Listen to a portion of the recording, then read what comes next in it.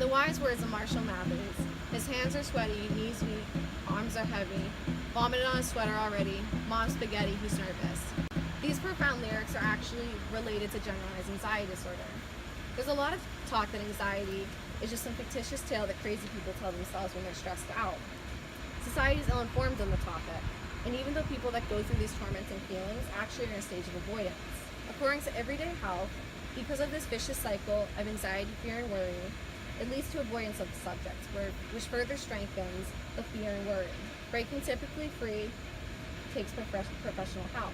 How do we relay that this illness is real? Mental illnesses such as GAD can be detected through proper counseling, stats that can't lie, medicine and natural remedies are proven to be beneficial, as well as that our peers, loved ones, and non-believers can communicate with empathy. I was diagnosed with GAD early on in life, and I never knew how to explain the symptoms. However, a good way to sum it up would be by the Anxiety and Depression Association of America, when they report people with GAD don't know how to stop the worry cycle and feel it is beyond their control, even though they know that their anxiety is more intense than the situation warrants. Daily life can be a slippery slope, especially when others cannot sympathize. Even though there are proven statistics that this illness is not a fallacy. According to the ADAA, anxiety disorders are the most common mental illnesses in the U.S., affecting over 40 million adults 18 or older, which is 18.1% of our population every year. This cannot be just some random number. With the evaluation from a psychiatrist that went through extensive schooling for recognizing the telltale signs of how long and to how often GAD patients have had it.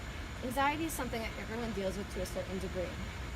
But when it is impossible to live life, it's a clear indicator that it is generalized anxiety disorder. I visited the emergency room more times than I'd like to admit. And every time I've been discharged with tests done and nothing found. Physical symptoms can be nausea, diarrhea, muscle tightness, and body aches. Anxiety has to be real if these administered ER drugs can make you feel 110% when you were feeling 5% in the last 30 minutes. The excessive worry with GAD is strong enough to trick your mind into some absurd things. Once people realize that anxiety is playing tricks on them, they have more opportunities to cope. Medicine can be a hit or miss. Some people thrive, some people don't. Highly effective anti-anxiety medications are called benzodiazepines, which help relax your muscles and calm your mind.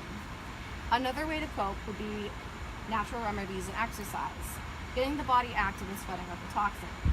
Essential oils and yoga are good for wellness too. I started to skate and draw, which drastically changed my outlook on life. Sometimes the mind just needs to focus on other activities. People with GAD may go through many ups and downs, and it's imperative to have a good support system.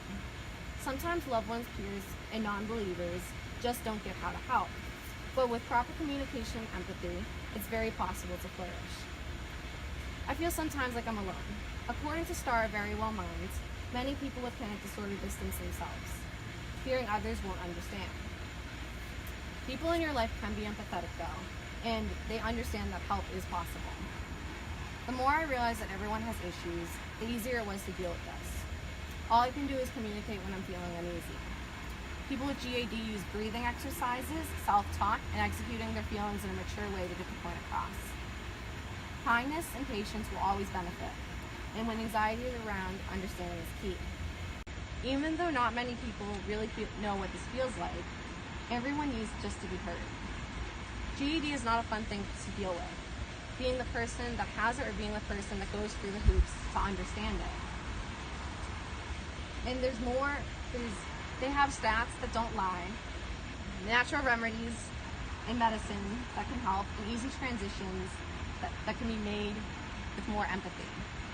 Whether your hair is falling out from cancer or you're pulling it out from GAD, these are both very serious illnesses. Everyone struggles, it's not the norm. It's more of an invisible illness, and it's possible to change with an open mind, especially for the community that question their validity of existence every day. With awareness, we can grow stronger and live happier, more fulfilling lives. Thank you.